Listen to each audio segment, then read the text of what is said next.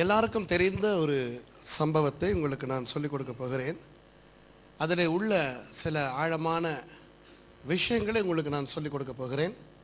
இந்த வேத பாடத்தினுடைய நோக்கம் வேதத்திலே இருக்கின்ற ஆழமான சில விஷயங்களை கண்டு கொள்வது மாத்திரமல்ல, நம்முடைய வாழ்க்கைக்கு அது எந்த அளவுக்கு பிரயோஜனமாக இருக்க போகிறது, நம்முடைய வாழ்க்கைக்கு எப்படி இவற்றை பிரயோகப்படுத்திக் கொள்வது என்பதுதான்.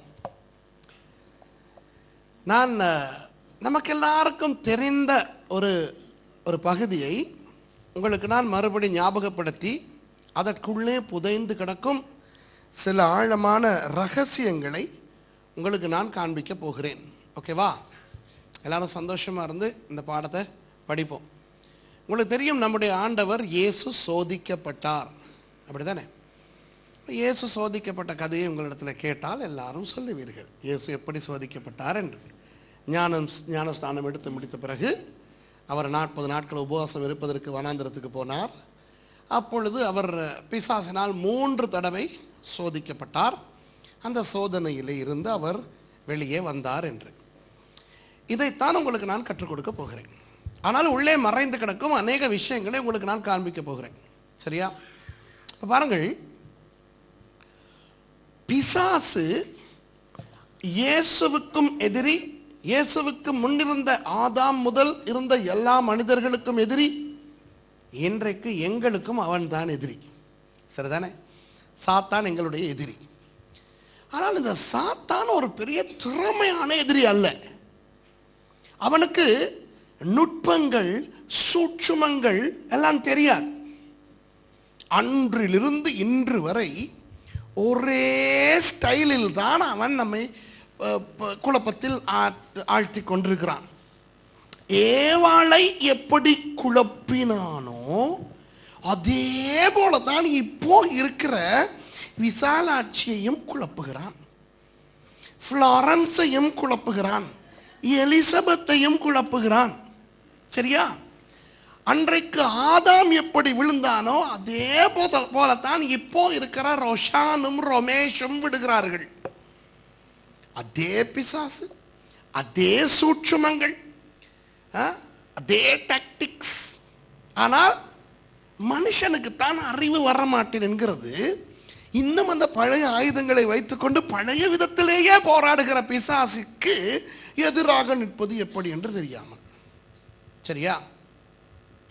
இப்போ இதை சொல்ல போனால் எப்படின்னா, இந்த காலத்தில் இருக்கிற பெரிய பெரிய மெஷின் கன்ஸ், AK-47, M16, சரியா, பெரிய பெரிய இப்போல்லாம் F-18 ஃபைட்டர்ஸ் வந்துருச்சு, அப்பாச்சி ஹெலிகாப்டர்ஸினுடைய ஃபைனல் ஜெனரேஷன் வந்துருச்சு. இதெல்லாம் வச்சுக்கிட்டு யுத்தம் பண்ணுற மனுஷனுக்கு பழைய அம்பு வில்லோட ஒருத்தன் வந்து அடித்து தோக்கடிச்சுக்கிட்டு இருக்கிற மாதிரி. சரியா?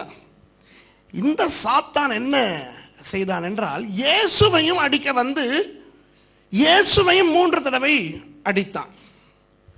கண்ட மாதிரி அடி வாங்கி கொண்டு போனது தான் அவனுக்கு மிச்சம்.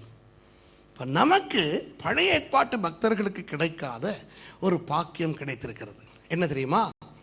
அந்த சாத்தானுடைய மும்முனை தாக்குதலுக்கு நமது ஆண்டவர் இயேசு எப்படி பதிலடி கொடுத்து அவனை ஓட வைத்தார் என்று பார்த்தால், நாமும் கூட இயேசுவை போலவே சாத்தானை தாக்கி அவனை துரத்தலாம். இந்த ரகசியம் தெரியாமல் இன்றைக்கு அநேக கிறிஸ்தவர்கள் பெரிய ஆயுதங்களை வைத்துக் கொண்டிருப்பவர்கள். அவர்களுக்கு, நம்ம கிறிஸ்தவர்களுடைய கையில் இருக்கிற ஆயுதங்கள் என்ன தெரியுமா? இயேசுவின் நாமம். எல்லா நாமங்களுக்கும் மேலான உயர்ந்த நாமம் இயேசுவின் ரத்தம் என்ற தெய்வமே. அதை போல ஒரு பயங்கர லிக்விட் இருக்கா? சொல்லுங்க பார்க்கலாம். அதை விட பவர்ஃபுல் ஏதாவது ஆசிட் இருக்குதா? அந்த இயேசுவின் ரத்தம் நமக்கு இருக்கிறது. பரிசுத்த வேதாகமம் இருக்கிறது, ஆவியின் பட்டயம். எல்லாம் வச்சுக்கிட்டு இயேசுவின் நாமத்தில் சொல்லிக்கிட்டு பக்கெட் கணக்கில் இயேசுவின் ரத்தத்தை உடம்பெல்லாம் ஊத்திக்கிட்டு பைபிளையும் தூக்கிட்டு ஓடுறோம். பின்னால அந்த பிசாசு பழைய அவுடேட்டட் அம்பு வில்லோட விரட்டிக்கிட்டு வரான். வெக்கம் இல்லை நமக்கு. சரியா? ஆகவே கிறிஸ்தவர்கள் இந்த இயேசு எப்படி இந்த பிசாசை தோற்கடித்தார் என்று பார்த்து அவர்களும் பழக வேண்டும். பிசாசோடு யுத்தம் பண்ணுவது சிம்பிள். இப்போ யுத்தம் என்று எடுக்கும் பொழுது நான் எங்கே இருந்து வந்திருக்கிறேன்? இலங்கையிலிருந்து.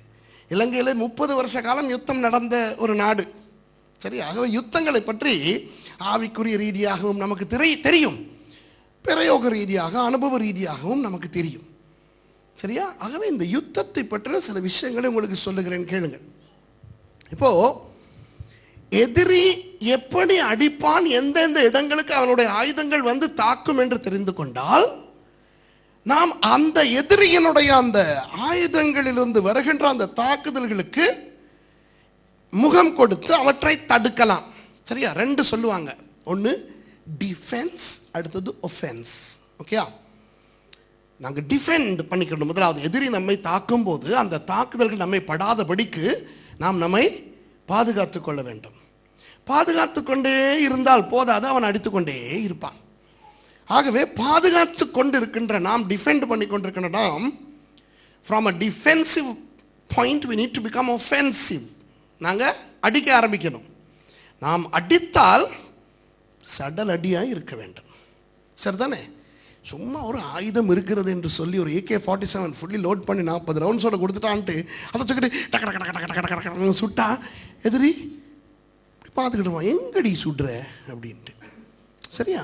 அது ஆயுதம் இருந்தால் போதாது, இயேசுவின் நாமம் இருந்தால் போதாது, இயேசுவின் ரத்தம் இருந்தால் போதாது, தேவனுடைய வார்த்தையாகிய ஆவியின் பட்டயம் இருந்தால் போதாது, பிரயோகிக்க தெரிய வேண்டும். இயேசுவுக்கு நன்றாக தெரியும் சாத்தான் எந்த விதத்திலே அவரை வந்து அடிப்பான் என்று. சரியா? அதே நேரம் அவர் திருப்பி அடித்தார் பாருங்கள், பயங்கரமாக அடித்தார். இப்போ அன்பானவர்களே, உங்களுக்கு இந்த கதையில் இருந்து அநேக விடயங்களை உங்களுக்கு சொல்லிக் கொடுக்க போகிறேன். ஆகவே ஆர்வமாக கேட்டுக்கொள்ளுங்கள். திருப்பிக் கொள்ளுங்கள் மத்தேயு 4வது அதிகாரத்துக்கு.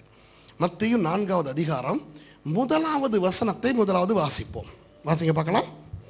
மத்தேயு 4வது அதிகாரம் 1வது வசனம். அப்பொழுது இயேசு பிசாசினால் சோதிக்கப்படுவதற்கு ஆவியானவராலே வனாந்தரத்திற்கு கொண்டு போகப்பட்டார். ஓகே, இப்போ வேதத்திலே எங்கேயாவது நீங்கள் ஆகவே அப்பொழுது அதனால் என்று வாசித்தால் அந்த வசனத்தை வாசித்து முடித்த உடனேயே அடுத்த வசனத்துக்கு போகக்கூடாது, அந்த வசனத்துக்கு முதல் வந்த வசனத்துக்கு போக வேண்டும். இல்லாவிட்டால் அந்த அப்பொழுது எப்பொழுது என்று தெரியாமலேயே வாசித்துக் கொண்டு போவீர்கள். ஆனால் என்றால் எதற்காக அது வந்தது என்றே தெரியாமல், ஆகவே என்றால் ஏன் அது வந்தது என்றே தெரியாமல் வாசித்துக் கொண்டு போவார்கள். அப்பொழுது பிசாசினால் சோதிக்கப்படுவதற்கு இயேசுவானவர் ஆவியானவராலே வனாந்தரத்துக்கு கொண்டு போகப்பட்டாராம். எப்பொழுது? முதல் அதிகாரத்தில், அதாவது 3ஆம் அதிகாரத்திலே கடைசி வசனத்தை வாசியுங்கள் பார்க்கலாம் பிரதர். அன்றியும் வானத்திலிருந்து ஒரு அதுக்கு முதல் வசனத்திலிருந்து வாசிப்போம். ஓகே. இயேசு ஞானஸ்நானம் பெற்று ஜலத்திலிருந்து கரையேறின உடனே இதோ வானம் அவருக்கு திறக்கப்பட்டது, தேவ ஆவி புறாவை போல இறங்கி தம்மேல் வருகிறதை கண்டார். அன்றியும் வானத்திலிருந்து ஒரு சத்தம் உண்டாகி, இவர் என்னுடைய நேசகுமாரன், இவரில் பிரியமாய் இருக்கிறேன் என்று உரைத்தது. பார்த்தீங்களா? விளங்குதா என்ன நடந்ததுன்னு? இயேசு ஞானஸ்நானம் எடுக்க யோர்தானுக்கு போனார். யோவான் ஸ்நான இடத்திலே இயேசு ஞானஸ்நானம் எடுத்தார். ஞானஸ்நானம் எடுத்து இயேசு கரையேறின பொழுது அப்படியே வானம் திறவுண்டது. பரிசுத்த ஆவியானவர் ஒரு புறாவை போல வந்து இயேசுவின் மேலே அமர்ந்தார். வானத்திலே இருந்து ஒரு சத்தம் உண்டாகி என்ன சொன்னது? இவர் என் நேசகுமாரன், இவரில் பிரியமா இருக்கிறேன் என்றது. சரியா? அப்ப ஞானஸ்நானம் எடுத்து கரையேறி வந்திருக்கிறார். இப்போ இவ்வளவு ஆவிக்குரிய சம்பவங்களும் நடந்தது அல்லவா? அப்பொழுது, இப்ப விளங்குதா எப்பொழுதுன்னு? அப்பொழுது பிசாசினாலே சோதிக்கப்படுவதற்கு ஆவியானவர் இவரை வனாந்தரத்துக்கு கொண்டு போனார். இப்போ அந்த ஒரு ஒரு குழப்பமான கேள்வி உங்களிடத்துல நான் கேட்க போகிறேன். இயேசு ஞானஸ்நானம் எடுத்தது ஒரு பயங்கர சந்தோஷமான விஷயம். யாருக்கு? பரலோகத்துக்கு. ஏனென்றால் இப்போ திருத்துவத்தில் 3 பேர் இருக்கிறார்கள். சரிதானே? இப்ப திருத்துவம் எப்படி என்று நீங்கள் இடத்துல கேட்கக்கூடாது. சரியா? கேட்டால் நான் என்ன சொல்வேன் தெரியுமா? பிதாவும் இயேசுவும் ஒன்று. ஆனால் பிதாவும் இயேசுவும் ஒன்று அல்ல. இயேசு தான் பரிசுத்த ஆவியானவர், ஆனால் பரிசுத்த ஆவியானவர் இயேசு அல்ல. பிதாவும் பரிசுத்த ஆவியானவர் ஒன்று, ஆனால் அவர்கள் 2 பேரும் வேறு. பிதாவா குமாரன்? இல்லை இல்லை இல்லை. ஆமா ஆமாவா? ஆமா இல்லப்பா. ஆமா ஆம். ஆம் என்பது சரியா? இல்லை என்பது சரியா? இல்லை என்பது தான் சரி. ஆனால் ஆம் என்பது அதுவும் சரி. குழப்புதே. அதுதான் திருத்துவம். திருத்துவம் புரியவே முடியாது. சரியா? புரியக்கூடாது, புரிய முயற்சிக்கவும் கூடாது. ஆனால் இது தெரிந்தால் போதும். என்ன தெரியுமா?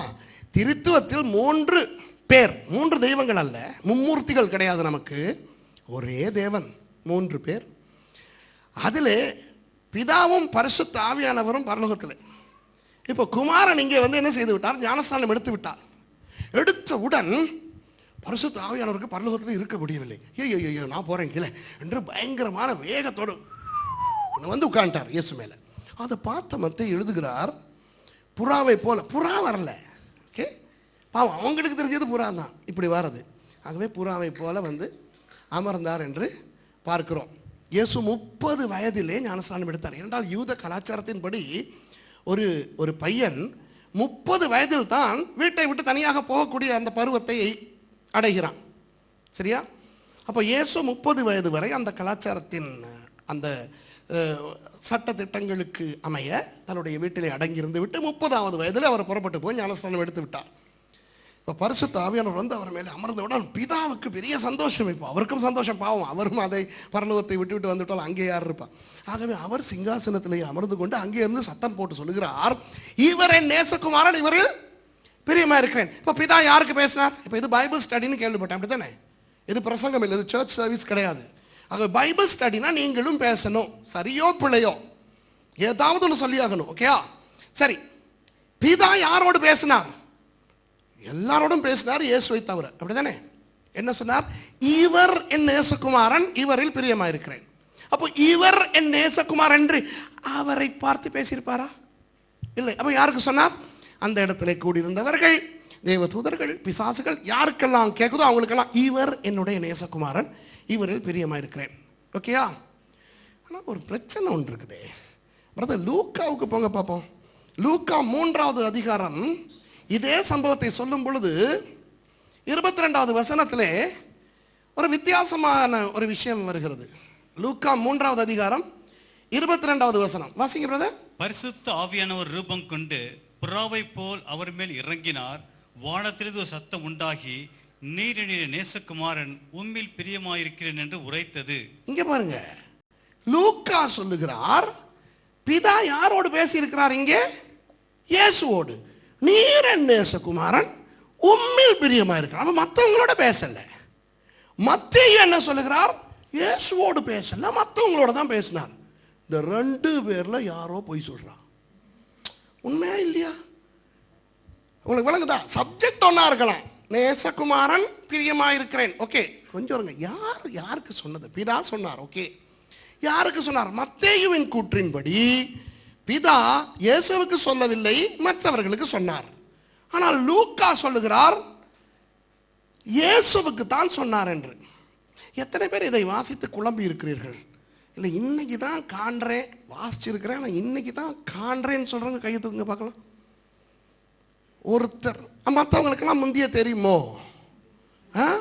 இல்லைன்னா பாஸ்டர் சொல்லியிருக்கார் போல, இலங்கையிலேருந்து ஒருத்தன் வருவான், அவன் என்ன கேட்டாலும் கை தூக்கிடக்கூடாது. அப்படியா?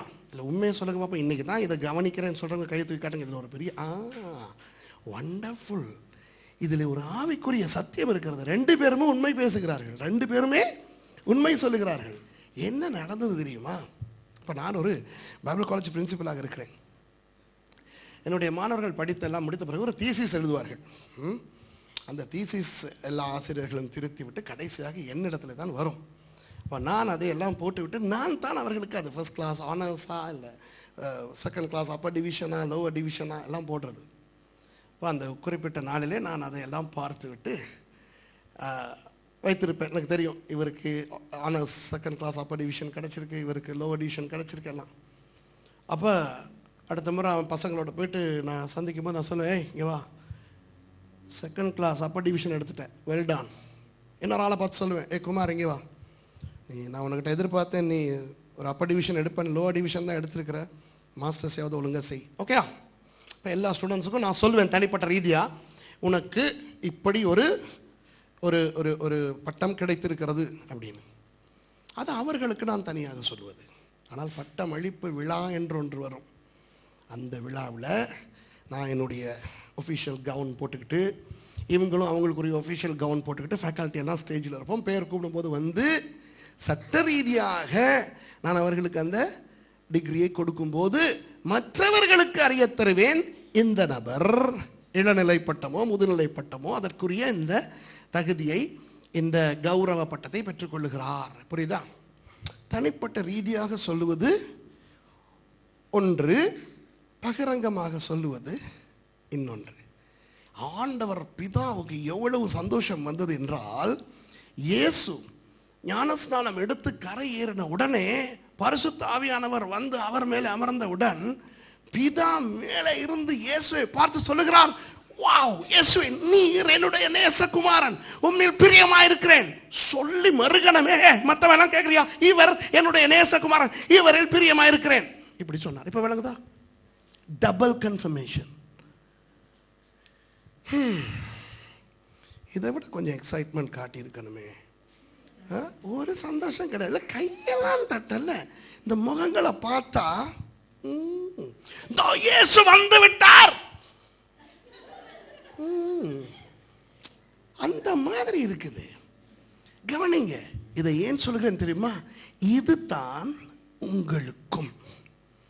என்றைக்கு இந்த இயேசுவை நீங்கள் சொந்த இரட்சகராக ஏற்றுக்கொண்டீர்களோ அன்றைக்கே யோவான் 1:12 படி நீங்கள் தேவனுடைய பிள்ளைகளாய் மாறிவிட்டீர்கள். அப்படி மாறிவிட்டதாக ஆண்டவர் உங்களுக்கும் சொல்லிவிட்டு உலகத்துக்கும் சொல்லி டபுள் கன்ஃபர்மேஷன் கொடுத்திருக்கிறார். ஆகவே தேவனுடைய பிள்ளைகள் என்ற அந்த நிலையிலிருந்து மீற எங்களை வெளியேற்ற எவனாலும் முடியாது. ஓகேயா? இப்போ இயேசு தேவகுமாரன் என்பது அவருக்கும் உறுதிப்படுத்தப்பட்டு மற்றவர்களுக்கும் உறுதிப்படுத்தப்பட்டு விட்டது. இப்போ விஷயத்தை கேளுங்க. நான் சொன்னேன் கிட்டத்தட்ட இது ஒரு கிராஜுவேஷன் மாதிரி. Okay, double confirmation. இப்போ பொதுவாக ஒரு பட்டமளிப்பு எப்போ கிடைக்கும்? படித்து சோதனை எல்லாம் எழுதி முடித்த பிறகு, அப்படித்தானே? அப்போதான் அவனவன் நிம்மதி அடைவான். அப்பாடா 4 வருஷம் பட்ட பாடு போதும்டா சாமின்னு டிகிரியை வாங்கிட்டு இனி இந்த காலேஜ் பக்கமே வரமாட்டேன்டா ராசான்னு ஓடுவான். அதுக்கு பிறகு டீச்சர்ஸ் எல்லாம் பார்த்தா பயம் வராது. முந்தி இவனை பார்த்தா ஐயோ பயம் வரும், ஐயோ இவரை பார்த்தா பயம் வரும் தானே. அதுக்கு பிறகு நம்முடைய மாணவர்கள் எல்லாம் பார்க்கணுமே இவ்வளோ தைரியமாக திரிவாங்கன்ட்டு.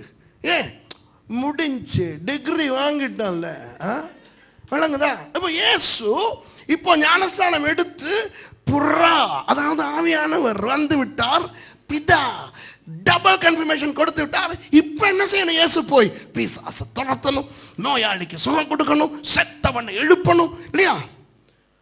என்ன நடக்குது தெரியுமா? பரிசுத்த ஆவியானவர் வந்து இறங்கினவர் நேரா இவரை எங்க கொண்டு போறார்? அப்பொழுது எப்பொழுது இந்த டபுள் கன்ஃபர்மேஷன் கிடைத்து இதை அனுபவித்து இனி இறங்கி வேலை செய்து கிடைத்த டபுள் கன்ஃபர்மேஷனை காட்ட வேண்டிய அந்த அப்பொழுது இதெல்லாம் ஒன்றும் செய்ய வேணாம், வனாந்தரத்துக்கு போங்கோ என்று அழைத்து கொண்டு போறார். எதற்கு? பிசாசினால் சோதிக்கப்படுவதற்கு.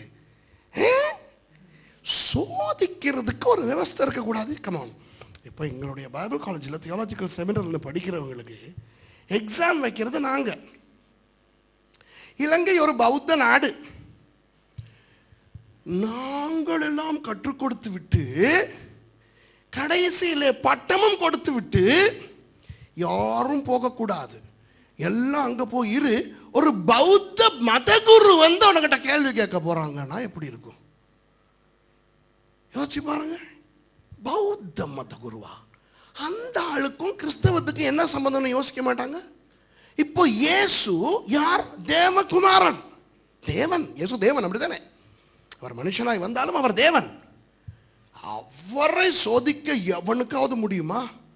அப்படி இருக்கும்போது சரி, இயேசுவை சோதிக்க தேவ தூதர்களுக்காவது முடியுமா? ஆனால் ஆவியானவர் என்ன செய்கிறார்? அவரை சோதிக்க, பிசாசு சோதிக்க வேண்டும் என்பதற்காக வனாந்தரத்துக்கு கொண்டு போகிறார். கேட்கவே பயங்கரமா இல்லை?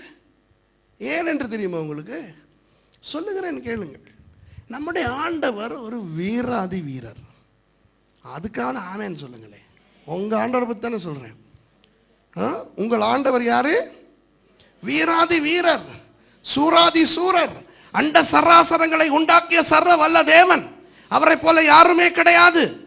அவர் சண்டை பிடித்தாலும் வீரனாகத்தான் சண்டை பிடிப்பாரே ஒழிய ஒரு கோழையாக சண்டை பிடிக்க மாட்டார். அவருக்கு எதிரி யாரு தெரியுமா? பிசாசு. அவனுக்கு என்ன இருக்கிறது? ஒன்றுமே இல்லை. அப்போ ஆண்டவர் ஏன் பிசாசோடு சண்டை பிடிப்பது கிடையாது தெரியுமா? அவனோடு சண்டை பிடித்தால் ஆண்டவருக்கு அவமானம். சின்ன பிள்ளை நடந்தா பாருங்க, ஒரு அழகான தம்பி கண்ணாடி போட்டு உட்கார்ந்துருக்கிறாரு, அவரை நான் கூப்பிட்டு வாடா ஒத்திக்கு ஒத்து சண்டை பிடிப்போன்னு சொல்ற மாதிரி ஒரு கேவலமான வேலை.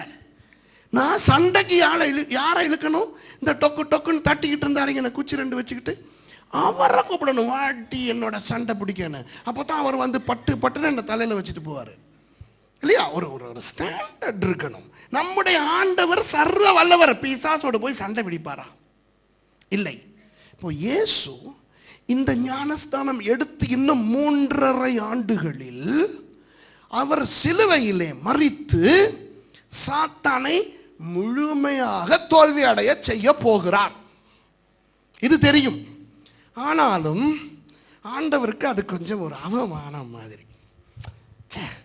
என்னதான் இருந்தாலும் இந்த பிசாசு அவனை போய் தோக்கடிச்சிட்டமேன்னு நாங்கள் பெருசாக பீத்திக்கிற முடியாது.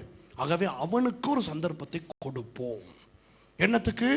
நம்மளை அடிக்கிறதுக்கு ஒரு சந்தர்ப்பத்தை உருவாக்குகிறார் பரிசுத்த ஆவியானவர். எப்படிப்பட்ட ஒரு சந்தர்ப்பம் தெரியுமா? கவனிங்கள்.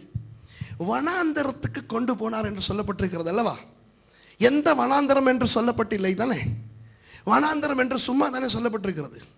அந்த காலத்தில் அந்த பிரதேசங்களில் இருந்த வனாந்தரங்கள் என்ன? மீதியான் வனாந்தரம், சீனாய் வனாந்தரம், யூதேயா வனாந்தரம், இன்னும் எத்தனையோ வனாந்தரங்கள். ஓகே. அந்த காலத்தில், பைபிள் காலத்தில் பெயர் குறிப்பிடப்படாமல் வனாந்தரம் என்று சொன்னால் அது சீனாய் வனாந்தரம். ஓகேயா? பெயர் குறிப்பிடப்படாமல் கடல் அல்லது சமுத்திரம் என்றால் அது மத்திய தரைக்கடல். சரியோ? சரிதானே? இப்போ மலேசியாவில் நீங்கள் ஜேபி அப்படின்னா என்னது அது? ஆமாம், எங்கள் நாட்டில் வந்து ஜேபி அப்படின்னு சொன்னால் ஜெயசிங் பாலையான்னு அர்த்தம். சரி, அந்த ஆள் எங்கே இருக்கிறதுன்னு நமக்கே தெரியாது. சரிதானே? உங்கள் நாட்டில் நீங்கள் பாவிக்கிற சில சொற்கள் இருக்குது, அப்படிதானே? அது உங்களுக்கு தான் புரியும். இலங்கையில் இருக்கிற எங்களுக்கு அது புரியாது. சரிதானே? அதுபோல இஸ்ரவேலர்களுடைய கலாச்சாரத்திலே, வேதத்திலே வனாந்தரம் என்றால் அவர்களுக்கு தெரியும், அது சீனாய் வனாந்தரம், யூதேயா வனாந்தரம் அல்ல. யூதேயா வனாந்தரத்தை தாண்டித்தான் சீனாய் வனாந்தரத்துக்கு போக வேண்டும். ஆனால் வனாந்தரம் என்று சொல்லப்பட்டிருக்கிறபடினால் இது யூதேயா வனாந்தரம் அல்ல, சீனாய் வனாந்தரம். ஓகே. அப்போ இஸ்ரவேலுக்கு பக்கத்திலேயே இருந்து கூட சண்டை பிடிக்க வேண்டாம்.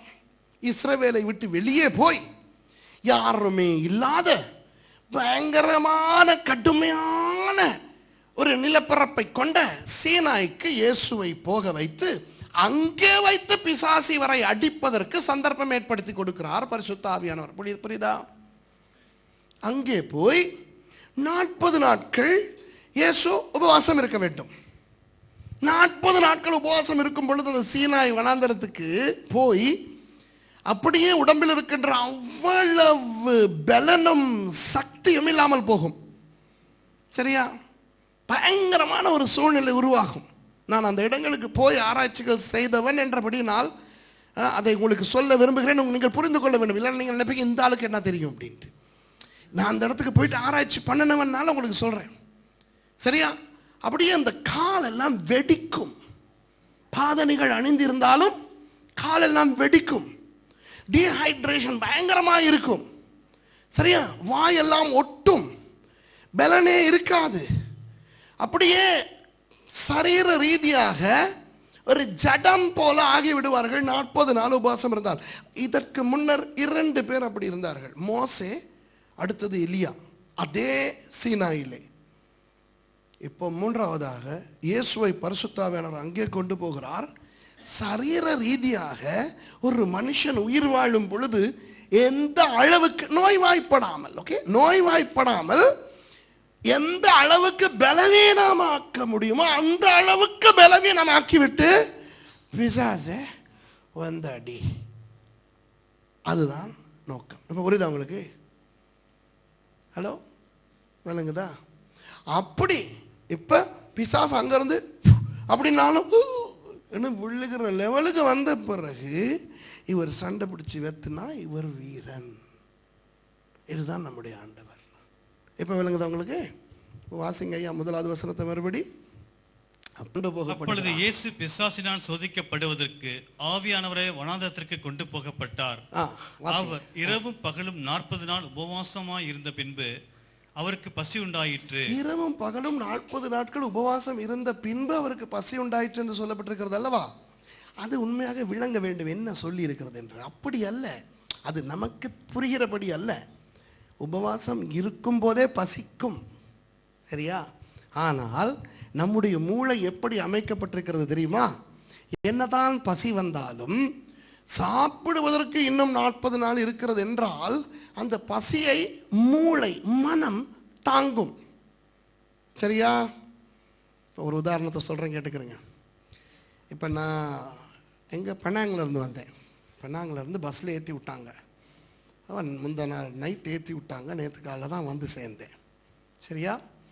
வரும்போது ஒருவேளை உங்களுக்கு சாப்பிட வேண்டுமானால் அல்லது உங்களுக்கு டாய்லெட்டுக்கு போக வேண்டுமானால் ஏறின கொஞ்ச நேரத்திலே பசியும் வந்துருச்சு, இல்லை டாய்லெட்டுக்கு போகவும் வந்துருச்சுன்னு வைங்களேன். இப்போ தப்பாக நினைக்காதீங்க, நான் யதார்த்தமாக பைபிள் ஸ்டடீஸ். சர்ச்சுக்குள்ளே டாய்லெட்லாம் பேசக்கூடாதா? அப்படின்னா அந்த போர்டு சர்ச் உள்ளுக்கு தான் எழுதியிருக்குது, அழிக்கணும் தான்.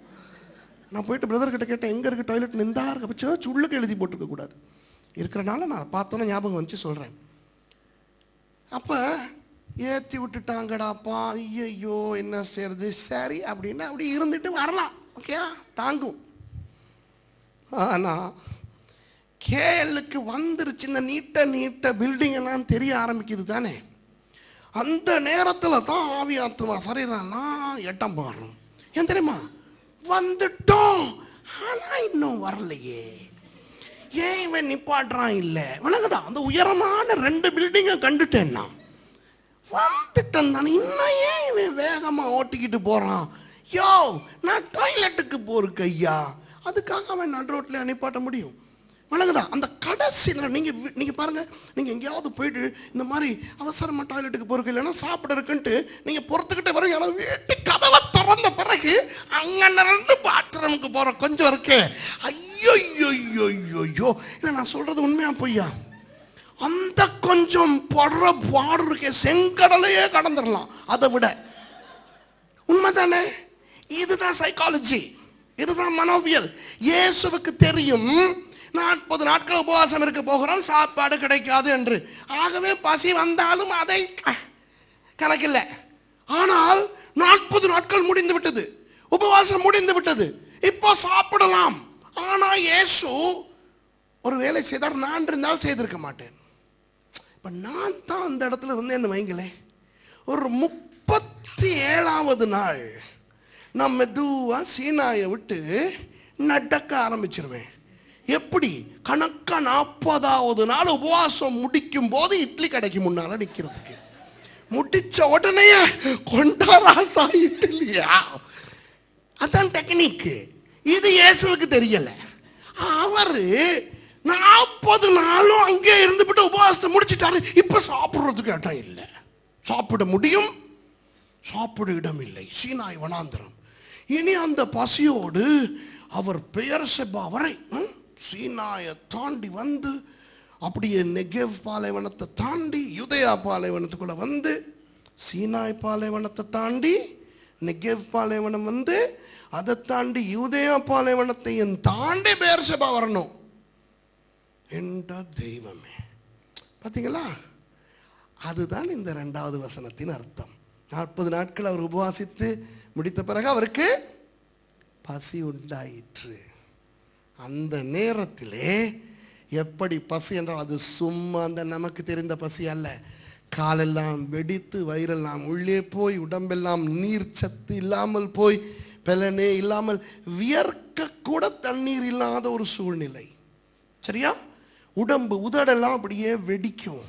அது பயங்கரமான ஒரு சூழ்நிலை, ஓகே? அப்படிப்பட்ட அந்த பலனில்லாத சூழ்நிலையிலே அவருக்கு தெரியும், அடுத்த உணவை சாப்பிடுவதா இருந்தால் குறைந்தது 3 நாட்கள் நான் நடக்க வேண்டும். இந்த நிலையிலே பெயர்செபா வர யோசிச்சு பாருங்க. அவர் 100க்கு 100 மனுஷனா இருந்தார். சரீர பிரகாரமான பலவீனத்தின் உச்சகட்டத்துக்கு தன்னை அவர் கொண்டு சென்றார் பரிசுத்த ஆவியின் உதவியோடு.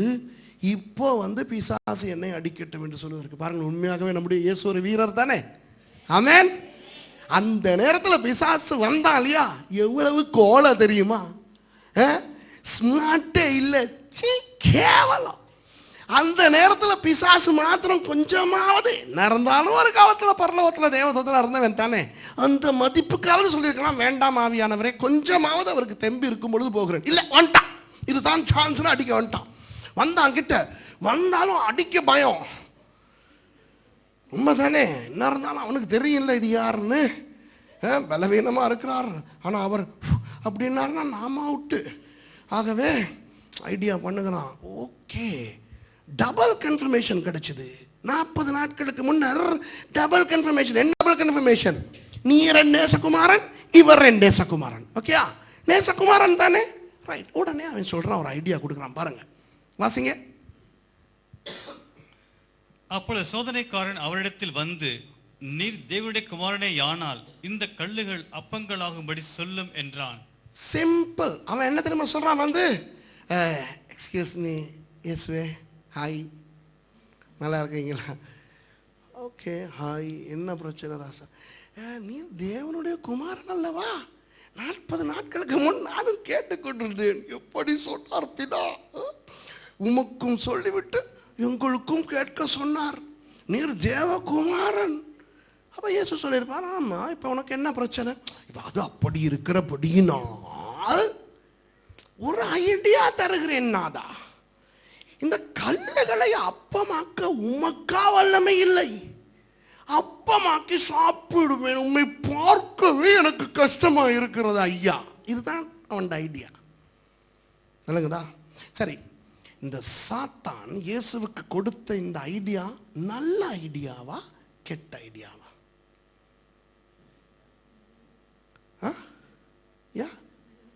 நல்ல ஐடியா. கெட்ட ஐடியான்னு யாராவது சொல்றீங்களா? நல்ல ஐடியா. இயேசு மாத்திரம் ஓ யா யா யா அப்படின்னு சொல்லிட்டு கல்ல அப்பமாக்கி இருந்தாருன்னா நாங்க பைபிள்ல இருந்து பிரசங்கம் பண்ணிருப்போம். ஆண்டவராகிய இயேசு செய்த முதல் அற்புதம், அவர் கல்லை அப்பமாக்கினார். அதை செய்யாதனால நாங்க இப்ப என்ன சொல்றோம்? அவர் செய்த முதல் அற்புதம் தண்ணீரை திராட்சரசமாக்கினார் அப்படின்னு இருக்கிறோம். சரியா? அது கெட்ட ஐடியாவா இருந்தா தண்ணீரை திராட்சரசமாக்குனதும் கெட்ட வேலை. ஒரு பதார்த்தத்தை இன்னொரு பதார்த்தமாய் மாற்றியது ஒரு கெட்ட வேலை. நல்ல ஐடியா தான் பிசாசு கொடுத்தான். சரியா?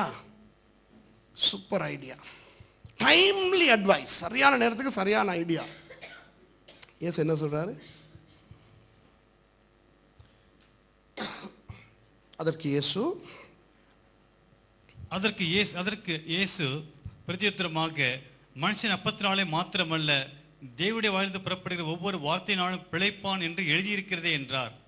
இது வேதத்தில் எழுதப்பட்ட ஒரு வசனத்தை தான் இயேசு ஞாபகப்படுத்துகிறார் பழைய ஏற்பாட்டிலே. ஆனால் அவர் சொல்லுகிறார், மனுஷன் அப்பத்தினால் மாத்திரமல்ல தேவனுடைய வாயிலிருந்து வருகின்ற வார்த்தையினே பிழைப்பான்.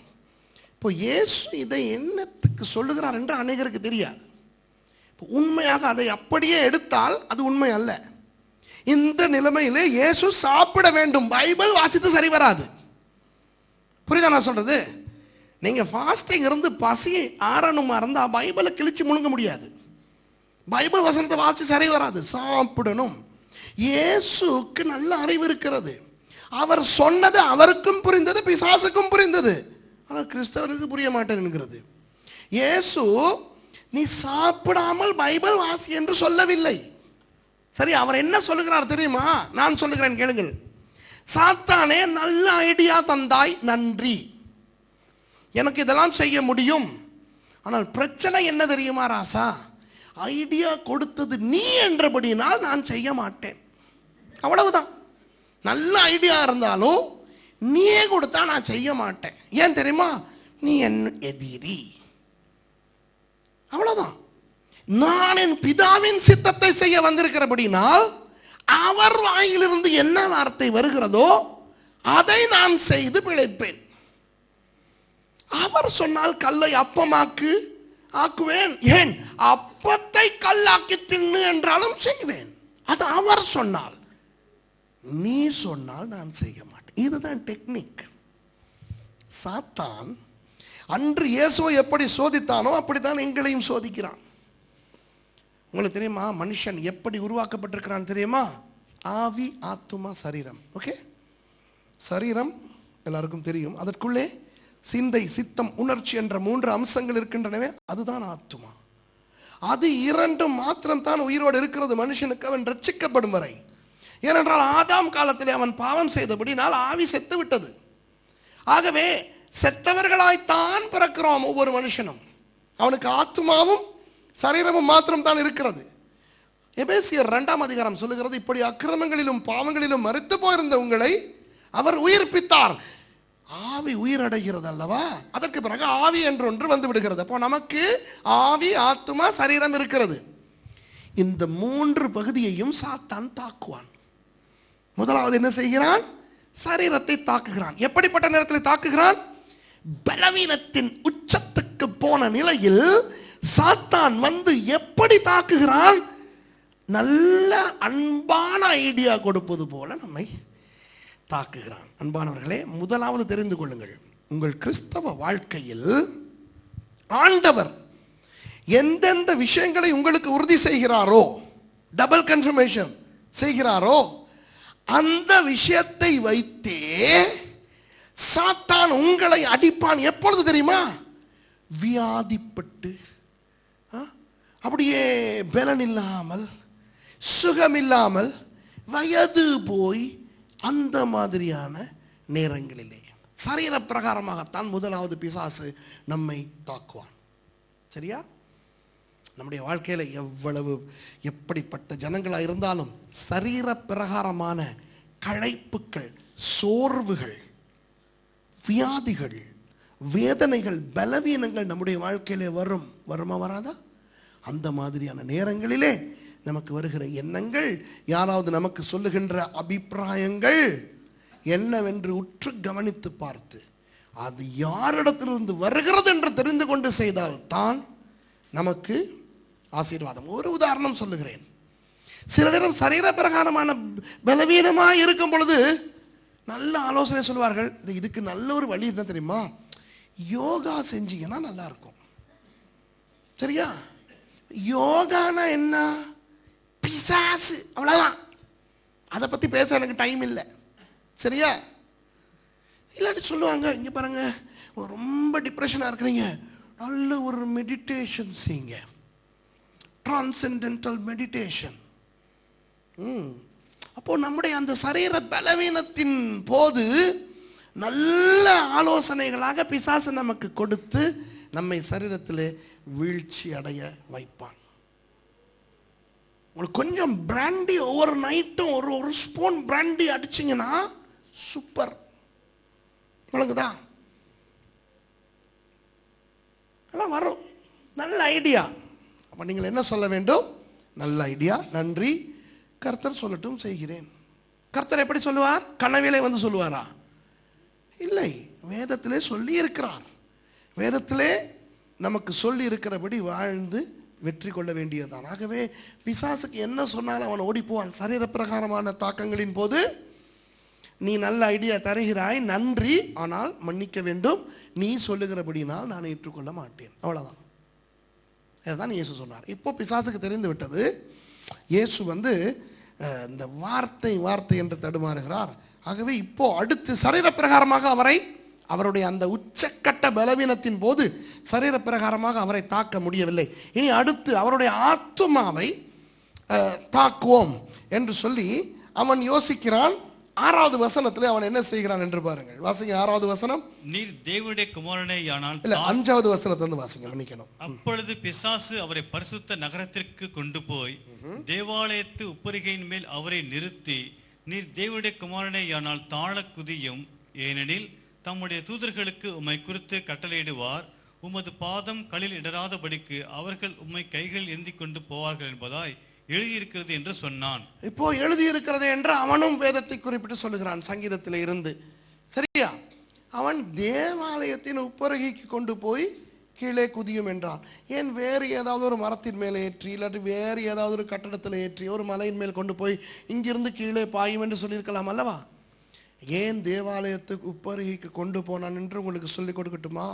ஒரு பெரிய கதையே இருக்கிறது. இந்த இயேசு ஒரு யூதனாகத்தானே வளர்ந்தார். இயேசு 100% தேவன் என்றாலும் அவர் இந்த பூமியில் இருக்கும் பொழுது 100% மனுஷனாக வாழ்ந்தார். அவர் ஒரு யூத பையனாக பிறந்தார். ஆகவே ஒரு யூத குடும்பத்தில் மரியாள், யோசேப்பு இவர்களுடைய குடும்பத்திலே நாசரேத்திலே வளர்ந்தார். அப்போ அவருக்கு யூத விஷயங்கள் தான் சொல்லிக் கொடுக்கப்பட்டன. 12வது வயதில் அந்த பாம் மித்ஸ்வா விஷயமாக அவரை தேவாலயத்துக்கு கொண்டு போனார்கள். இதெல்லாம் உங்களுக்கு தெரியும். ஆகவே ஒரு யூத பையனாக அவர் வளர்ந்த பொழுது அந்த யூதர்களுடைய அந்த சரித்திரத்தில் நடந்த சில விஷயங்கள் அவர்களுக்கு ரொம்ப பெரிய பாதிப்பை கொண்டு வரும். சரியா? கிறிஸ்துவுக்கு முன் 167ஆம் ஆண்டு அந்நேரத்திலே இந்த உலகத்தை ஆட்சி செய்த பெர்ஷியா அந்த நாட்டினுடைய ரோமர்கள் ஆளத் தொடங்கி விட்டார்கள். ஆனால் பெர்ஷியா அதிபதி ஒருவன் இருந்தான். அவனுடைய பெயர் ஆன்டியோகஸ் எபிஃபானஸ்.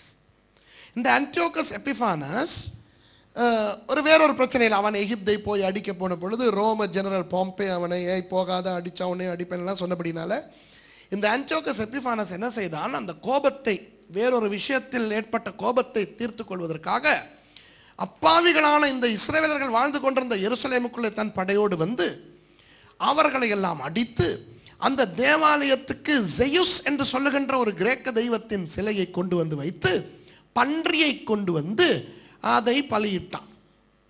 அப்போ தங்களுடைய தேவாலயம் அசுசிப்படுகிறது என்று சொல்லி இந்த இஸ்ரவேல் ஜனங்கள் அவனுக்கு எதிராக யுத்தம் செய்கின்ற பலன் அவர்களுக்கு இருக்கவில்லை.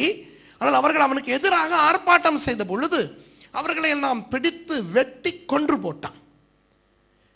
ஆண்கள் சிலர் தப்பி ஓடினார்கள். அப்போ பெண்கள் இப்படி இவர்களுக்கு எதிராக வந்த பொழுது அந்த பெண்களில் கர்ப்பிணி பெண்களை எல்லாம் இந்த தேவாலயத்து உப்பருகைக்கு கொண்டு போய் அங்கிருந்து தள்ளி விட்டான் இந்த ஆன்டியோகஸ் எபிஃபானஸ். அப்போ அந்த யூத கர்ப்பிணி பெண்கள் அங்கிருந்து கீழே விழுந்து அந்த கற்களிலே, கீழே எல்லாம் கற்களாக இருக்கும், வயிறெல்லாம் தெரித்து சிதறி செத்தார்கள். அது அந்த யூதர்களுக்கு ஒரு பெரிய ஒரு மன அழுத்தத்தை, மன தாக்கத்தை ஏற்படுத்தி விட்டிருந்தது. சரியா? ஆகவே யூதர்கள் அந்த தேவாலயத்துக்கு வரும்பொழுது, அந்த உப்பருகையை பார்க்கும் பொழுது அவர்களுக்கு ஞாபகத்துக்கு வருவது, ஐயோ இந்த இடத்துல இருந்தானே எங்களுடைய தாய்மாரை அந்த ஆன்டியோகஸ் எபிஃபானஸ் கீழே தள்ளி பயங்கரமாய் சிதறடித்து போய் சாக வைத்தான் என்று. இப்போ நீங்கள் இலங்கைக்கு வந்தால் இலங்கையிலே சில இடங்கள் இருக்கின்றன, தமிழர்களை பெண்கள் பிள்ளைகள் என்று வித்தியாசம் பார்க்காமல் கொன்று குவித்த இடங்கள். என்னதான் ரட்சிக்கப்பட்டு என்னதான் ஊழியக்காரர்களாய் என்னதான் கிறிஸ்தவர்களாய் இருந்தாலும் அந்த இடங்களுக்கு போய் நடந்த சம்பவங்களை பார்த்து அங்கே இருக்கின்ற அந்த பிள்ளைகளோடு பேசி அவர்களுடைய பெற்றார் எப்படி கொலை செய்யப்பட்டார்கள் எல்லாம் கேட்கும் பொழுது தமிழர்கள் என்கின்ற அந்த நமக்கு ஒரு இனம் புரியாத ஒரு வேதனை வரும். இப்படிதான் மனுஷர்கள் எல்லாருமே. சரியா? அந்த இடத்துல நான் கிறிஸ்தவன், எனக்கு இந்த வேதனை வராது என்று. கிறிஸ்தவன் என்றால் மரக்கட்டை கிடையாது. சரியா? இயேசு மனுஷனாய் வந்து விட்டார். 100% ஒரு யூதனாய் பிறந்து விட்டார். யூத வாலிபனாய் 30 வருஷங்கள் வளர்ந்து விட்டார். அவருக்கும் இந்த வேதனை இருந்தது. இந்த மாதிரியான ஒரு பலவீனமான நேரத்திலே எந்த இடத்துக்கு அவர் போக கூடாதோ அந்த இடத்துக்கு கூட்டிக் கொண்டு போனான் பிசாசு. எந்த இடத்திலே வைத்து அந்த கர்ப்பிணி பெண்கள் தள்ளப்பட்டார்களோ அந்த இடத்திலே கொண்டு வந்து பிசாசு நிறுத்திவிட்டு சொல்லுகிறான், இங்கிருந்து குதியுமேன். வேதம் சொல்லுகிறது அல்லவா, தேவ தூதர்கள் உம்மை தாங்குவார்கள் என்று சொன்ன பொழுது இயேசுவுக்கு எப்படி இருந்திருக்கும் என்று நீங்கள் யோசித்து பார்க்க வேண்டும். அதாவது சரீரத்தின்படி இயேசு எந்த அளவுக்கு பலவீனமாய் இருந்தாரோ, மேக்சிமம் அதிகபட்ச பலவீனமான சூழ்நிலைக்கு போன பொழுது பிசாசு வந்து சோதித்தான், தோல்வி அடைந்தான். இப்போ அவருடைய ஆத்துமாவிலே அவருடைய சிந்தை, சித்தம், உணர்ச்சி மூன்றும் பலவீனம் அடைந்து சோர்ந்து போகின்ற உச்சக்கட்ட சோர்வு வரக்கூடிய அந்த இடத்துக்கு கொண்டு போய் ஒரு வசனத்தை காட்டி பிசாசு சொல்லுகிறான், இந்த வசனத்தின்படி பாயுமேன் தேவதூதர்களுமே தாங்க வேண்டும். அதாவது என்ன அர்த்தம் தெரியுமா? கிண்டலாக மறைமுகமாக சொல்லுகிறான், உம்முடைய மூதாதையரை ஆண்டவர் காப்பாற்றவில்லையே. இந்த இடத்திலே வார்த்தை சொல்லுகிறது, ஆனால் சொன்ன வார்த்தை நடக்கவில்லையே என்று குத்தி காட்டுகிறான். புரியுதா உங்களுக்கு? அன்பானவர்களே, நம்முடைய வாழ்க்கையில அப்படித்தான். சரீர பிரகாரமாக மாத்திரம் பிசாசு தாக்க மாட்டான், நம்முடைய ஆத்துமாவை தாக்குவான். மன உடைவு, மன உளைச்சல், வேதனை, யாராவது நமக்கு வேண்டியவர்கள் இறந்து போன நிலையில், அல்லது நம்முடைய பிள்ளைகள் நமக்கு கீழ்ப்படியாத ஒரு வேலையை செய்யும் பொழுது, அல்லது நாம் நேசிக்கின்ற யாராவது நம்மை ஏமாற்றின பொழுது, அல்லது யாராவது நமக்கு துரோகம் செய்து நம்முடைய பணத்தையோ நம்முடைய சொத்தையோ நம்முடைய வீட்டையோ எதையாவது அபகரித்துக் கொள்ளும் பொழுது, அல்லது கிறிஸ்தவர்களுக்கு சில கிறிஸ்தவர்களால் பாதிப்புகள் வரும் பொழுது, சரியா, பாதிப்புகளை பற்றி உங்களுக்கு சொல்லவா வேண்டும்? ஏன் பாதிக்கப்படாதவர் யாராவது இருப்பீர்களா? இல்லையே. அப்படிப்பட்ட மனவேதனையின் உச்சக்கட்டத்தில் இருக்கும் பொழுது சில வசனங்கள் ஞாபகத்துக்கு வரும். எந்த வசனங்கள்? உங்கள் வாழ்க்கையில் நிறைவேறாத வசனங்கள். இப்படியெல்லாம் சொல்லுதே, ஆனால் அதெல்லாம் நடக்கலையே, பைபிள் உண்மை இல்லை என்ற ஒரு நிலைக்கு உங்களை பிசாசு கொண்டு வருவான். அதைத்தான் பிசாசு இயேசுவுக்கு செய்தான்.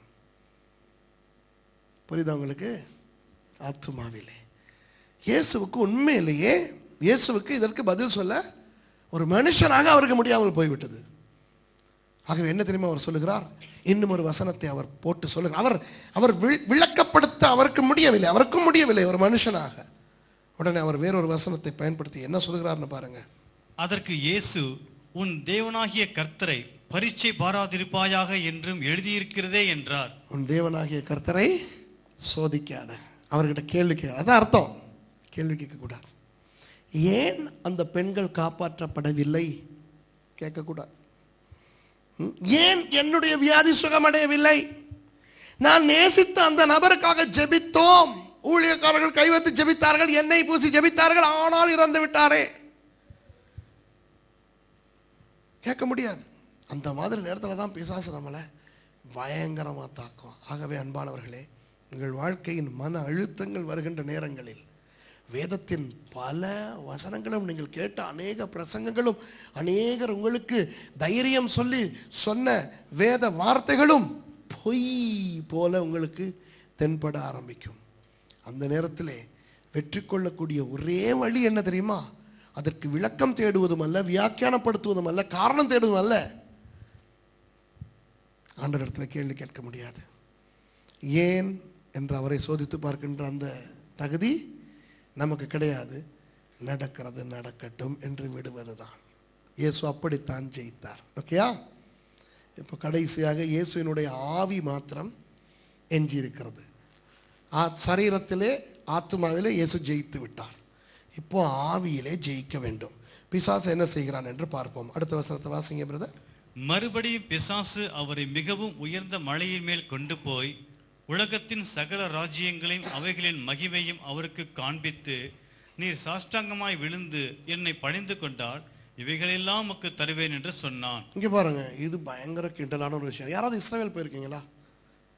எரிகோவுக்கு போனீங்கன்னா அந்த மலையை பார்க்கலாம். எரிகோல இருந்து காட்டியிருப்பாங்க மவுண்ட் ஆஃப் டெம்டேஷன் சொல்லி. அந்த மலைக்கு கொண்டு போய் இவன் உலகத்தின் ராஜ்யங்களை எல்லாம் இயேசுவுக்கு காட்டுகிறான். உலகத்தின் ராஜ்யங்களை எப்படி காட்டுறான் என்று எனக்கு கேட்காதீர்கள். மல்டிமீடியாவில் காட்டினானோ தரிசனத்தில் காட்டினானோ இதெல்லாம் நமக்கு தேவையில்லை இல்லையா? காட்டுனா இப்படி நான் நினைக்கிறேன், கர்த்தாவே ராஜ்யங்களை எல்லாம் ஒரு விசை நீர் பாரும் நாதானா இயேசுவே பார்த்துருப்பார். சரியா? எப்படியோ காட்டிட்டான். காட்டி விட்டு பிசாசு இப்படி சொல்லுகிறான், இதையெல்லாம் உமக்கு தருகிறேன் என்று சொல்லுகிறான். இப்போ இது ஒரு பெரிய கிண்டலா இல்லையா? இதெல்லாம் யாருடையது? இயேசுவினுடையது. சரியா? வேதம் சொல்லுகிறது கொலோசியர் புத்தகத்திலே, உண்டான எல்லாமே இயேசுவால் உண்டானது. அவர் தான் சிருஷ்டிகர், அவர் தான் அண்ட சராசரங்களை உண்டாக்கினவர்.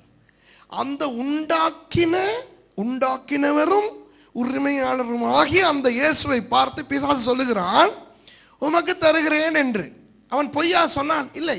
என்ன தெரியுமா இந்த சங்கதி? அவன் இப்படித்தான் அவன் கிண்டலாக சொல்லி இருக்க வேண்டும். இயேசுவுக்கு புரிந்திருக்க வேண்டும். இந்த ராஜ்யங்களை எல்லாம் பார்த்தீரே ஐயா, இதெல்லாம் உம்முடையது அல்லவா? நீர் தானே உண்டாக்கினீர். ஆம். நீர் ஏன் உண்டாக்கினீர் ஐயா? மனுஷனுக்கு கொடுத்தீர் அல்லவா? ஆம், அவன் எனக்கு கொடுத்து விட்டான். நீர் மனுஷனுக்கு கொடுத்தீர், அவன் எனக்கு கொடுத்து விட்டான். சாரி, இப்போ இது என்னுடையது, உம்முடையதுதான். பாவம் நீர், உண்டாக்குனதே நீர், உரிமையாளன் நானாகிவிட்டேன். காரணம், நமக்கு இடையிலே இருந்த மனுஷன். வேண்டுமா? உம்முடையது உமக்கு வேண்டுமா? எப்படி இருக்கும்? உம்முடையது உமக்கு வேண்டுமானால் ஒரு வேலை செய்யும். அந்த இடத்துல கிரேக்க சொல் ப்ராஸ்குனேயோ என்ற ஒரு அழகான சொல் இருக்கிறது. இந்த தமிழிலே இருக்கிறது போல ஒரு அர்த்தம் அல்ல அது. அதாவது தொடர்ந்து நீர் என்னை வணங்கும் என்று பிசாசு சொல்லுகின்ற தைரியம் அவனுக்கு இல்லை. என்ன அர்த்தம் தெரியுமா? ஒருக்கா இப்படி குனிஞ்சி எனக்கு ஒரு குட்டி கௌரவம் கொடுத்தா போதும், அவ்வளோதான்.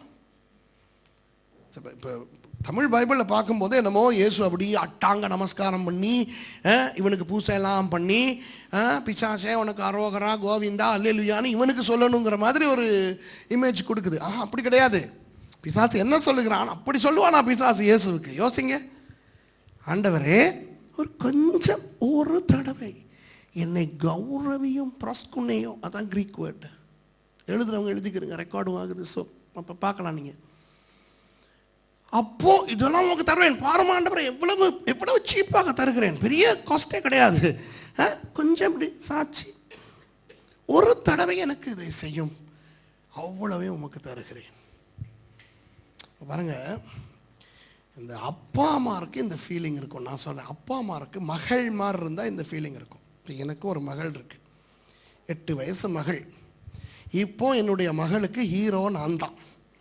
நீங்கள் என் மகக்கிட்ட பற்றி கேட்டிங்கன்னா உலகத்திலே அழகான ஆள் யாருன்னு என்னையத்தான் சொல்லும். சரியா? உண்மையிலே உலகத்தில் வேறு யாருக்கும் எனக்கு இருக்கிற மாதிரி மூக்கு இருக்காது. சரியா? கேட்பாங்க என்கிட்ட, உங்கள் மூக்கு இங்கே நின்றுருக்கணும், அது ஏன் எக்ஸ்ட்ராவாக வந்திருக்கணும்? அது தேவ கிருபை, எல்லாருக்கும் அது அமையாது. என்னுடைய மகள்கிட்ட கேட்டால் உலகத்திலேயே வீரன் யார்? எங்கள் டேடி. சரியா? யாரோடையாவது சண்டை போடிக்க விட்டு பார்த்தா தெரியும் என்ன நடக்கும்ட்டு. அவளுக்கு சாப்பாடு கொடுக்கறது நான் தான், படிக்க வைக்கிறேன், உடுப்பெல்லாம் எல்லாத்துக்கும் என் மகளுக்கு நான் தானே செலவழிக்கணும், பக்கத்து வீட்டுக்காரன் நான் செலவழிப்பான். இதெல்லாம் பண்ணி ஒரு குறிப்பிட்ட வயசு வந்த உடனே எவ்வண்ணையோ பார்த்து நீரின்றி மீன் இல்லை, நீ இன்றி நான் இல்லைன்னு சொல்லிடுவா. சரியா? உனக்காக பிறந்தேன்னுருவா. இங்க இவ்வளோ பெற்று வளர்த்து செலவழிச்சு ஆளாக்கணும்னா ஏண்டியோ ஹீரோ அது அன்று, இன்று அவர். என்னடி இதுதான் இயற்கை. எப்படியாவது ததுங்கினத்தம் பண்ணி அவன் இப்ப எங்க இருக்கிறானோ தெரியாது அந்த ராஸ்கல். சரியா? என்னுடைய 8 வயது மகனை எதிர்காலத்தில் என்னிடத்துல வந்து திருட போகின்ற அந்த கயவன் என் மருமகன் எங்கே இருந்து தொலைக்கிறானோ எனக்கு தெரியாது. ஆனால் அவன் ஒரு நாள் இவளை மனைவியாக்கி கொண்ட பிறகு கொஞ்ச நாள் நான் கேட்பேன், என் மகளை பார்த்து கேட்பேன், வாங்கம்மா வீட்டுக்கு வந்து 2 நாள் இருந்துட்டு போய் அப்படின்னு அவர்கிட்ட கேட்கணும். அப்போ அவன்கிட்ட நான் போயிட்டு கேட்கணும், எவன்கிட்ட? நேத்து பிறந்த பையன். விளங்குதா? உண்மை தானே? நான் பெற்று வளர்த்து செலவழிச்சு ஆளாக்கி கட்டி கொடுத்து அந்த சர்ச்சில் இப்படித்தான் கையை பிடிச்சி கொண்டு வந்து இந்த மகனுக்கு கொடுக்கறதா நான் தான் கொடுக்குறேன்னு கொடுத்த என்னக்கிட்டையே கேம் கேட்பான் அவன்.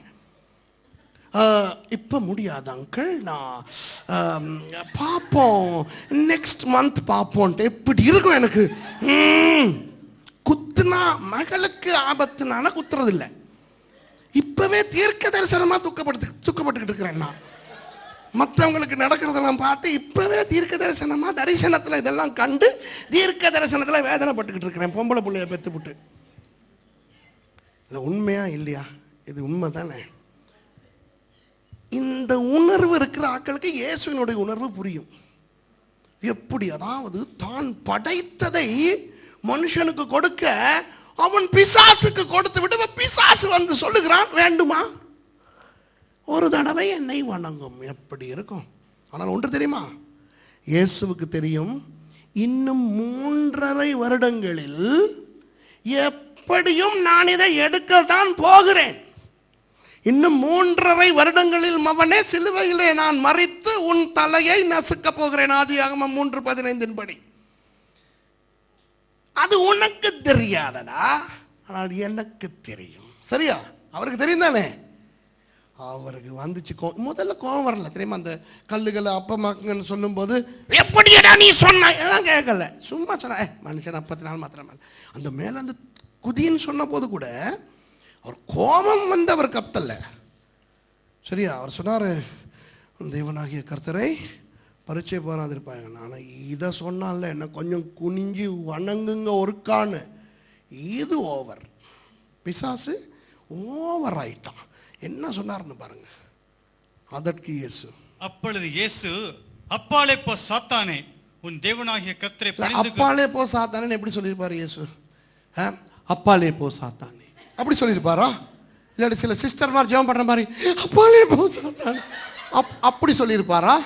இல்லாட்டி இந்த இயேசு படங்கள் பார்த்துருக்கீங்களா? இயேசு படத்தில் இயேசு பேசுற விதம் பார்த்தா பயங்கர காமெடியா இருக்கும்.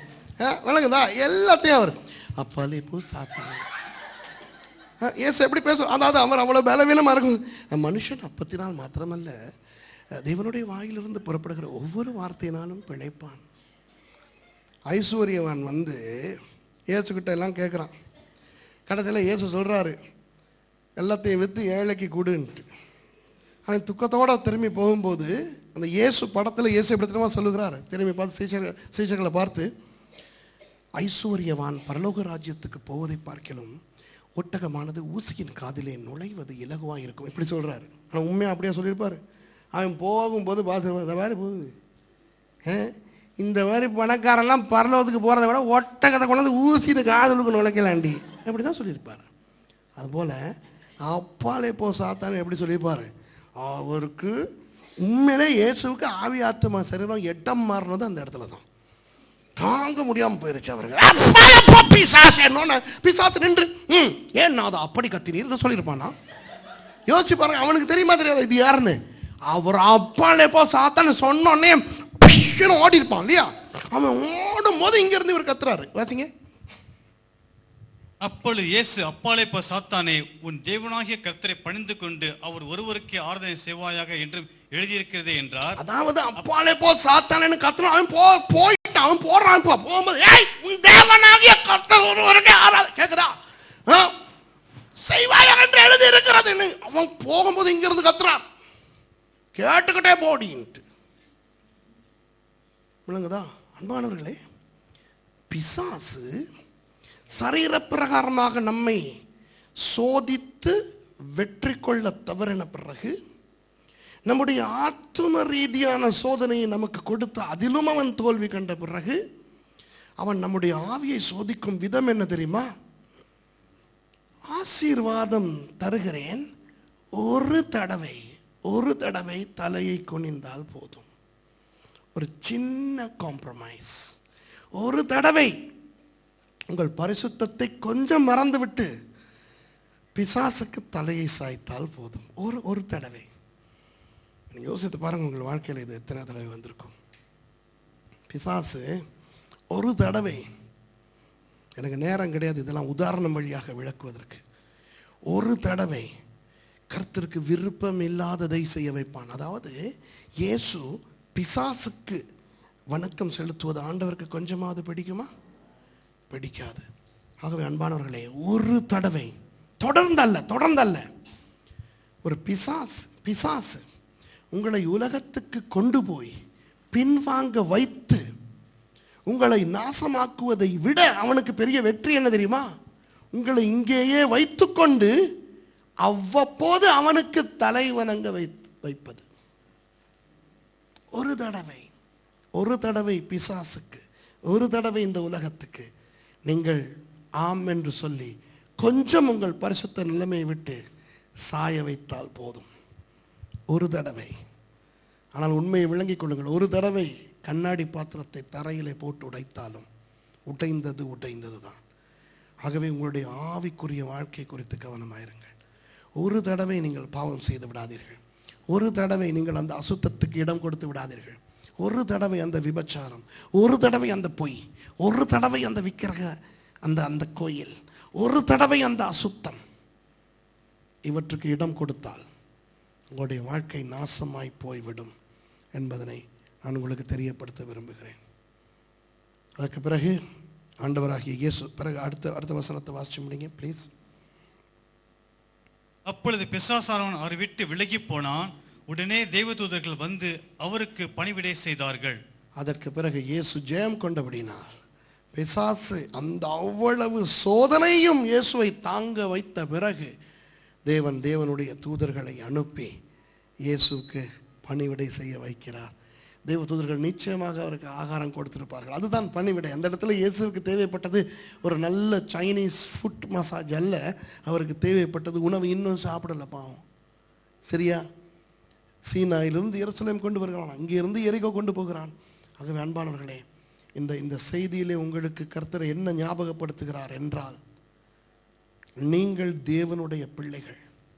அதை ஆண்டவர் உங்களுக்கும் சொல்லியிருக்கிறார், உலகத்துக்கும் அறிவித்திருக்கிறார்.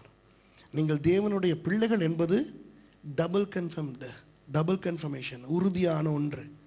நடக்கிற சம்பவங்களை பார்த்து நீங்கள் தேவனுடைய பிள்ளையா இல்லையா என்று சந்தேகிக்கவே வேண்டாம். நீங்கள் தேவனுடைய பிள்ளை தான். அப்படியானால் பிசாசு உங்களை சோதிக்க வர வேண்டும். அப்பொழுதுதான் நீங்கள் உண்மையான ஒரு வீரன். நீங்கள் ஒரு கோழையாக இருந்தால் பிசாசு வரமாட்டான். நீங்கள் ஒரு வீரனாக இருந்தால் பிசாசு வருவான். பிசாசு வர வேண்டும், அப்போதான் நம்முடைய வீரத்தனத்தை நமக்கு காட்ட முடியும். சரீரத்தின்படி பலவீனமான நேரங்களிலே அவன் வந்தால், ஐடியாஸ் உங்களுடைய நண்பர்கள் கொடுக்கும் பொழுது, சொந்தக்காரர்கள் கொடுக்கும் பொழுது, யாராவது உங்களுக்கு ஐடியாஸ் கொடுக்கும் பொழுது பாருங்கள், வேதத்தின்படி இருந்தால் அது ஆண்டவர் கொடுக்கிறது.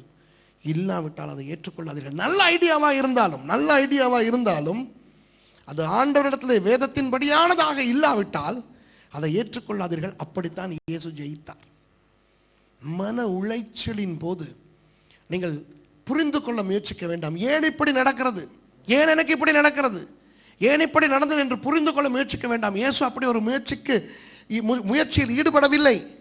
மாறாக தேவனை கேள்வி கேட்க முடியாது, அவரை சோதிக்க முடியாது என்று அவர் நழுவி விட்டார். கடைசியாக நான் உம்மை ஆசீர்வதிக்கிறேன் என்று பிசாசு சொல்லும் பொழுது இவருக்கு கோபம் பொத்து கொண்டு வந்தது. யாரை ஆசீர்வதிப்பது? அன்பார்களே, உங்களுக்கும் நல்ல நல்ல விஷயங்களை கொடுப்பதற்கு பிசாசு காத்து கொண்டிருக்கிறான். பிசாசிடத்திலிருந்து வருகின்ற எந்த ஒரு நல்லதும் வேண்டாம். ஆண்டவர் நல்லதை உரிய நேரத்தில் கொடுக்கட்டும், அது வரும் வரை பொறுத்திருப்போம். பிசாசுக்கு கொஞ்சம் கூட, ஒரு தடவை தானே என்று நினைத்து யாருமே தப்பு பண்ணி விடாதீர்கள். உங்களுடைய பரிசுத்தத்தை காத்துக்கொள்ளுங்கள். சாத்தான் இயேசுவை சோதித்த விதத்திலேயே உங்களையும் சோதிக்க வருவான். இயேசு ஜெயித்த விதத்திலேயே நீங்களும் ஜெயுங்கள், ஜெயித்து கொண்டே இருங்கள். ஏனென்றால் நீங்கள் ஜெயங்கொள்ளுகிறதை விட அதிகமானவர்களாக இருக்கிறீர்கள். வான்மேகம் மீதில் ராஜன் இயேசு வருவார் சீக்கிரம். என் தாகம் அந்த நேரம் போவதுதான் பரலோகம். வான்மேகம் மீதில் ராஜன் இயேசு வருவார் சீக்கிரம்.